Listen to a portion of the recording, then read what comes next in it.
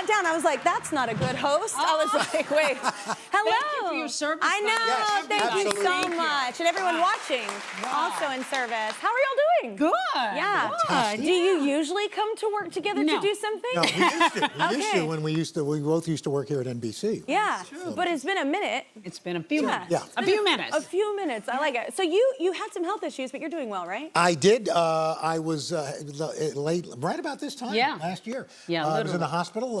I went in for one thing. Ended up having surgery for 5, so it was buy one get 4 free. Oh my, that's scary. No, it was really a very scary time, Kelly. It Yeah. was a very scary time. And Al is one who likes to look forward, not backward, okay? the optimist. Which is great, ever the optimist, but it was a very, very difficult time, and we are so blessed to have him in full form and just great. But I have to say, too, your granddaughter, she kind of played a role, right? Yes, yeah. I found out while I was in the hospital that my oldest girl, Courtney, was expecting our first grandchild. And there she is, little Sky. Well, you can all go, oh. I know. So special. But I think more than anything else, I think just having, knowing that she was coming along over this last year. Exactly. Because it's been a progression, but you've just gotten stronger and stronger, and so here he is. So now when he drops his underwear and his stuff on the floor or whatever, and I want to get upset with him, I'm just like, you know. They're there, at I least. could have been dead. Yeah. Oh, my God, he's going to use it. That's going to be his card. Hey, He's like, this is what you prayed It's for. your fault. You saved me. Sorry. You didn't want me to go anywhere. So I have to say, like, was it odd for you? He was singing on Broadway. That's like not normally how he sings. It was in Waitress, right? I was in Waitress. How was that, first of all? Did you love it? Are you going to do it again?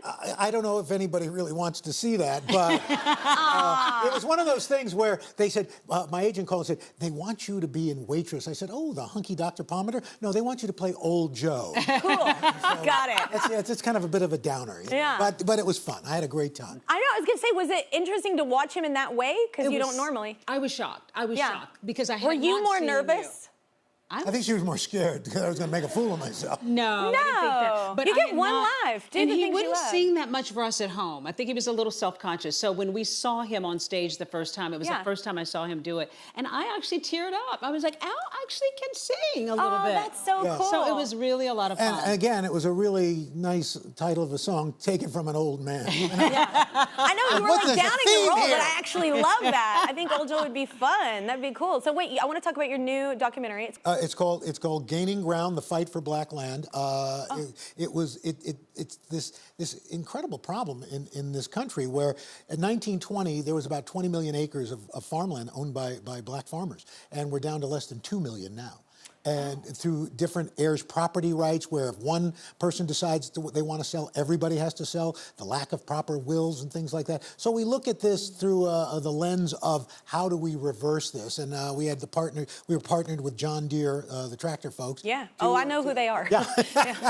And interesting, John Deere was an abolitionist. Back in the day. I don't know the backstory on John Deere. That's interesting. Yeah. So they really tried to put in place a legacy that will help going forward farmers, get their land. The interesting fact is the fastest growing demographic for new farmers, people of color and women. So I would be one of those people because I'm doing that on my ranch. Yeah. There you go. And it is it's a hard life. Yep. So, but it's very fascinating, and I think everybody wants to get back to like non-GMO and like really healthy stuff because we all know that that's medicine. for farm our to body. table. We are what we eat, literally. Yeah. Pff, don't I know it? So 2 things. You just released a book recently. Yes. What is the title I again? love this book. It's called Lessons Learned and Cherished, The Teacher Who Changed My Life. And it's a collection of essays from a lot of notable people. Some of them maybe you don't know, a lot you do, who talk about that teacher who just changed something for them. And it's so inspirational, and it's a salute to teachers. I'm gonna love that. Yeah. And I have you a left a copy for me. I know. I I'm left very a copy excited. for you. But also, congratulations because you were named 2020 anchor. Thank you. Yes, Thank this you. is With huge. David Muir, Yeah. I'm so excited to step into that's this so role. cool. Thank you, So Roker. you're clapping, but you're kind of competitors. No, so not really. She does real news, and I just. Oh my God! Do not. Do Oh my not. gosh, but I'm just really thrilled because Barbara Walters, of course, started this program along with Hugh Downs, and to be there in this space that Barbara occupied all those years after having worked with her for so many years. I was going to say she was a mentor, right? She was absolutely a Yeah. mentor. I watched and followed Barbara. I mean, I did. She was iconic. Yeah. I grew up watching her. Yeah. So it's a great responsibility, and I'm just honored and humbled. Oh, It's you're great. beaming about it. Yeah, your eyes are smiling. That's wonderful. I love that. Do you think it's gotten better for women in news? Oh, absolutely. There always can be progress, Of but- course. We see women in so many different roles, right? But it's more important to see women behind the scenes, and we are starting to see, but we need more women behind the scenes. Yeah. But the industry has changed tremendously. I mean, to Yeah. see so many heads of news divisions and so forth, it's really great to see. No, and especially when it's like a producing team and they're producing something, like if it's a woman producing something about a woman, it's like that makes sense. Yeah. Those are things that make sense. So how's today going? Everything's I was just going there great. recently. I know. In fact, the head of the Today brand, Libby Least, our Uber producer, and Yeah. you know, but we have a great time. It's just a really good family. I mean, You have a great crew. Hoda, Yeah. Carson, Craig, Chanel. Chanel Jones just ran the New York City Marathon. Oh, my for the gosh. first time. Did a fantastic job. That was who I was waving at from my house because I was like, never me. Al ran it years ago. You did? I did. There's too many things that can go wrong with chafing, and people I hear have to go to the bathroom, and I'm like, and they just go. And I had chafed nipples. I'm just not about that life. In But fact, I'm I'll so give- proud of people that do it. I'll give you a sense of how fast I ran it. Our daughter Leela said at the end, she said, "Daddy, what did the snail say on top of the turtle?" Oh, no. I don't know. Whee!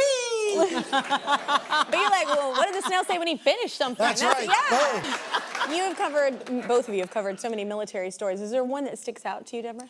I remember prior to the 9/11 attack, we had another attack on U.S. soil, the very, very first time. And I did a story up in Massachusetts about a young woman who was getting ready to go to college, who decided she wanted to go and serve her country. She was called to action and to duty. And there were a number of people who were deciding, I want to serve my country. Yeah. And I remember just being so in awe of that whole spirit of wanting to serve, selflessness. So that was actually one that I will never forget. I was really very impressed by that young woman. Called to a higher purpose. That's really, really beautiful. What about you? You know, I had read about this story. It was the battalion, the 6888. It was the only battalion of all women of color who were sent overseas they were the 6888 Coastal Battalion.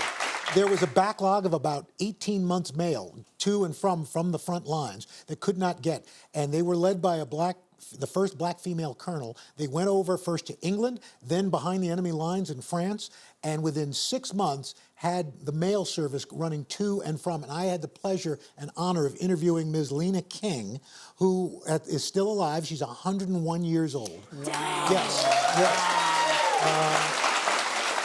There were 855 of these women. Only 6 are still alive. And I got to meet one other, but also got to interview Ms. King. She's still sharp as a tack. And so they said, one of the things she said was, we wanted to show that we loved our country, even though our country didn't always love us back. Yeah. Well, that's real love. Yeah. Yeah. I love that what the Today Show did too. Y'all actually lobbied for these women to be. That's right. They They got their Congressional Medal of Honor. Yeah. Many of them posthumously. It really meant a lot. It meant a lot. And it does matter. Getting those letters matters. Yes. Like that's really important. This is before emails. You know. Yeah, absolutely. That's why I'm saying. Yeah, it's even more important. Well, everybody, you can see Al on the Today Show every morning on NBC if you didn't already know that, and also in the 3rd hour of Today. And also watch Deborah Friday evenings on 2020 on ABC.